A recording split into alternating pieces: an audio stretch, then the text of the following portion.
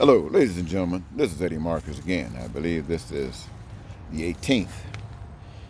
And I've tried to hold up and not say anything so early. But there's something that's constant on my mind. And that is that we as people are being played. You remember how excited we were when we accepted the fact that Obama stood a chance?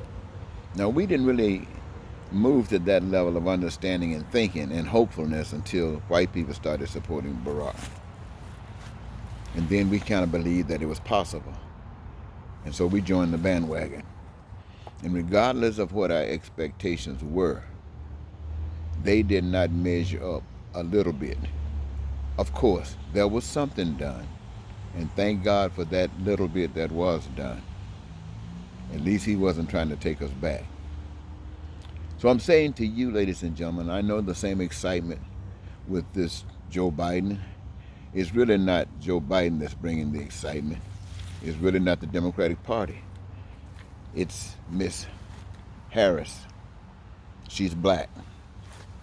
She's mixed. And people have seen her question individuals who had authority.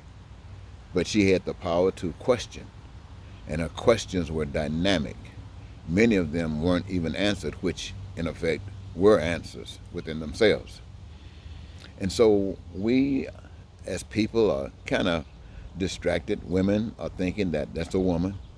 Black women specifically, and white women saying, well, okay, they have done some great things. So, you got everybody kind of excited about that. And Trump, well, you got to be out there to be dealing with Trump.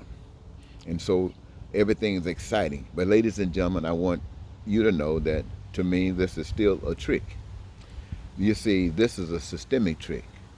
And I'm not talking about the system of America. It plays a small part in this. I'm talking about the world's system of dominance.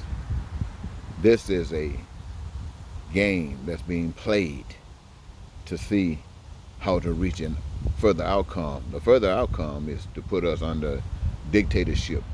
That's what Trump's job was to do.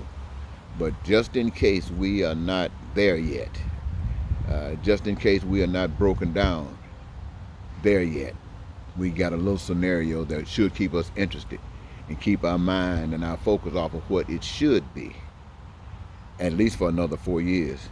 Give those think tanks a chance to go back and wind up their weapons and see what they can come up with. But ladies and gentlemen, I say to this, we know for a fact that the world system, including the American system, works against the beauty of life for the people. Not just Americans, but for people all over the earth. We already know that. George Floyd was an example that was held up before the world to see, that we could all identify with that. So wherever we are, when I say wherever we are, I'm talking about everybody that's going through some suffering. I'm not talking about your color. I'm talking about your pain. I'm talking about your lack of the luster in life. Everybody that's going and experiencing some of that all over the world was touched by George Floyd's death. And it was a golden moment for an angel to come and share something with us. And we can act like we don't see it if we want to, but I'm not going to act like we don't see it. See, the message is out there. So whether Joe Biden and Kamala wins, it's just 4 more years of putting off what is the inevitable. So I say, why waste any more time? We've had a lifetime of this. 4 more years is not going to make any difference. It's still going to come out the same way it is right now. It's heaven or hell. Heaven or hell. Hell if you want to treat everybody like you are God and they are nothing. And heaven if you want to treat everybody just like you want to be treated. Beautiful. Now is the time. Now is the time to stand up and vote for that. Now, right now as you listen to the Democrats make their speeches to the public, they are saying all of the nice, wonderful things. I mean, some of them are saying it even better than I am saying it. But the truth of the matter is, ladies and gentlemen, those words are falling on deaf ears as far as I'm concerned. You might be itching. I'm not itching because I know that the system is set up, designed in such a way that if an elected politician starts standing up doing the opposite of what Trump is doing. See, Trump is getting away with what he's doing because it's designed, that's what they want him to do. But let somebody stand up in government doing the opposite of what Trump is doing the opposite, trying to make sure that the people get the true benefits of life.